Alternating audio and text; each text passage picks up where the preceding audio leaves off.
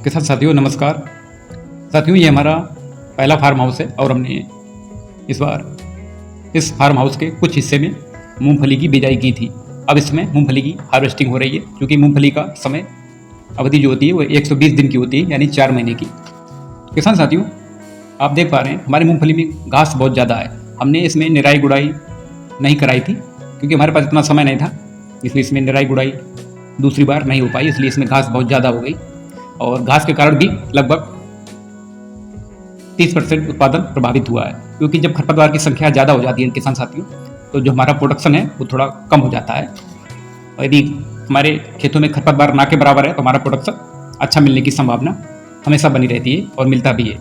क्योंकि खरपतवार हमारे प्रोडक्शन को सीमित कर देते हैं और उसको आगे नहीं बढ़ने देते हैं, क्योंकि जो भी हम खाद वगैरह डालते हैं वो हमारे खरपतवार उसको अवशोषित कर लेते हैं और जो हमारी फसल खड़ी होती है उनको प्राप्त नहीं हो पाता, इसलिए हमारी फसल कमज़ोर हो जाती है और घास है वह तेज़ी से बढ़ती है।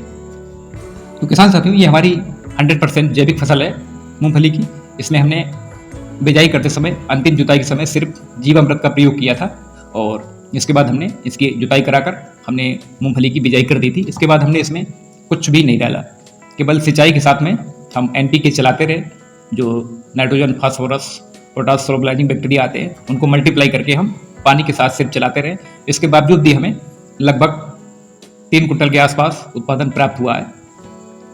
यदि इसमें घास नहीं होती किसान साथियों तो इसका उत्पादन 3 कुंटल से ऊपर चला जाता। फिर भी बहुत ही शानदार उत्पादन हुआ बिना किसी रासायनिक खाद के। और आप देख पा रहे हैं जो भी घास इसमें खड़ी हुई है बहुत ही शानदार है। किसान साथियों आप भी जैविक तरीके से शानदार उत्पादन प्राप्त कर सकते हैं।